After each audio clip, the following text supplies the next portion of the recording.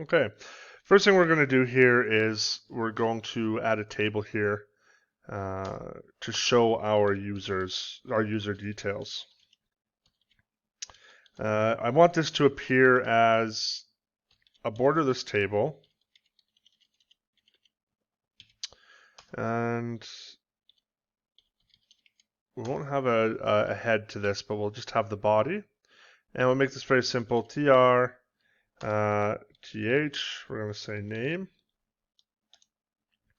and td. All I want to spit out here is basically the user's name, the authenticated user that ends up getting pulled in. Th, we also want to bring in the email to show the email details. This will be user.email. And maybe you guessed it already, the user role. Okay, so user.role. And what else do we want to do here? And we'll say password as well. Obviously, we're not going to put in their real password, but this is going to give them an opportunity to be able to change their password or send the reset link. So we know it's 10 characters long at least as a password, so we'll just put 10 asterisks in there. 1, 2. All right, perfect. And then I'm going to put a little button in here. Actually, I'm going to put a badge. We'll put span.badge. .badge dash primary, and it'll say, this basically is going to say send reset link. And let's give ourselves a little margin on the left hand side there.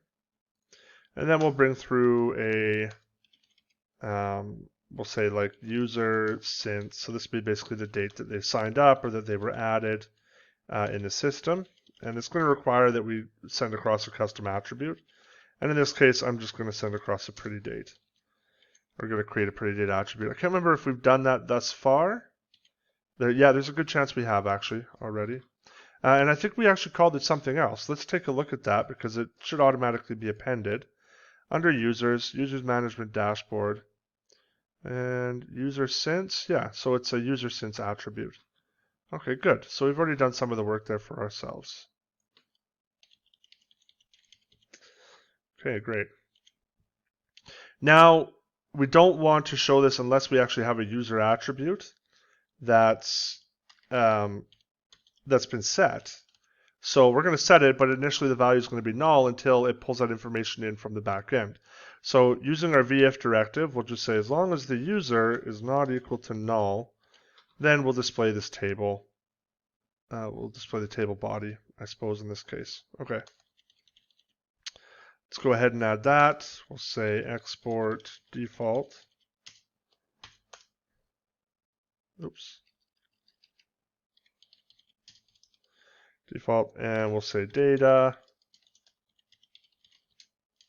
Return is going to be user with a default value of null. And we need to create a method in here. Methods, and we'll say get user. I'm not going to pass any data, anything through there. And under get user, we'll create an Axios request, and that will be data/users. I could say users show, or I could say users user. Or what's my other option in here? Let's go take a look at our data route and see what we have coming through here so far. We have a get for the user's controller, which sends across all the users and their information. So that doesn't really work in our situation. Let's do this. Instead of saying data.users, we'll just put in a little route here the GET request, and it's just going to be user. And we're going to put something else in here, which will be an optional parameter, and that's going to be user. It's an optional parameter, which will have a default value of null. So basically, an administrator can pull any user's data through in this case, but if they don't specify what it is, then it's going to pull their current authenticated user data through.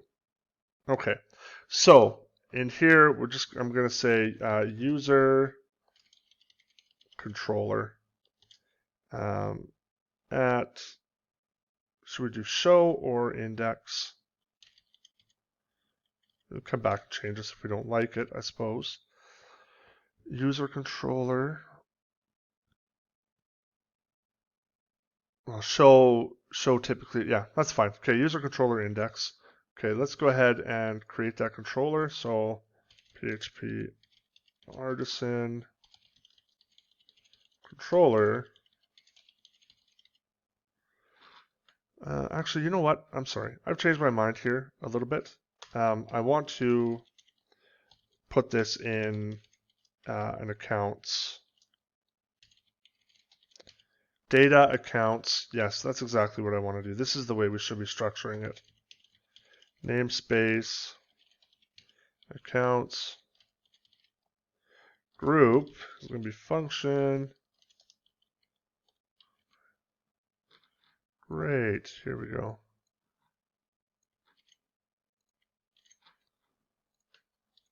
Okay.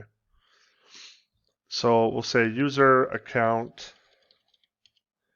controller. And I'm actually going to make that singular in here.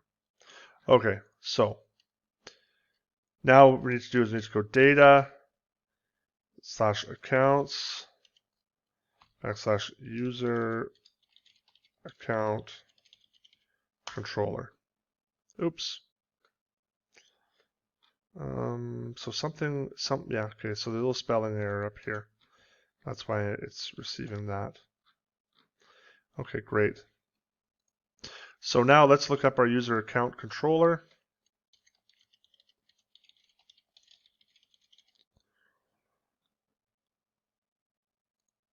Good. Okay, so we'll go public function index user, and we're going to give that a default value of null if no value is passed through.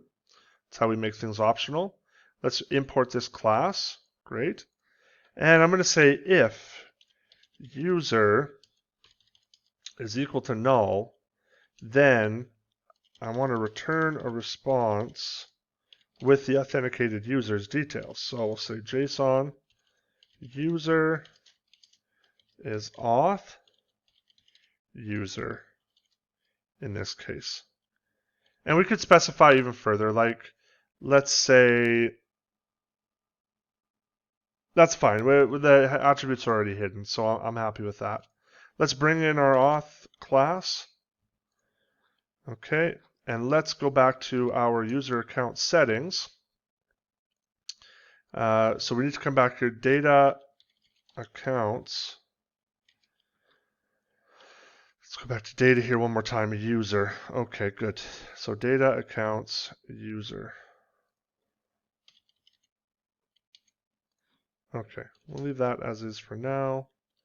Dot then response, and we'll just say this dot user equals this, that equals not this, made that mistake once already. This dot response, sorry, this dot data dot user, if that's coming through, is that JSON property. Now we need to, as soon as the page is loaded, we need to send that data through. Okay, so return, sorry, not return, this dot get user, and let's see what happens on the front end if all of this pulls through. Great. So we pulled in all the details we need here. Now in this situation, we're going to set up things like being able to edit the email address and send that across, and being, maybe capitalizing the A in there for role, and under Tyson London, putting, the ability to edit the person's name. So most of this, like we'll build this out as a separate component that we can navigate to. And then when that's done, we'll have to pass along the password in order to set up the email. And then we'll do the send reset link and then change the name. On these, we won't be navigating to other components. Okay, see you in the next video.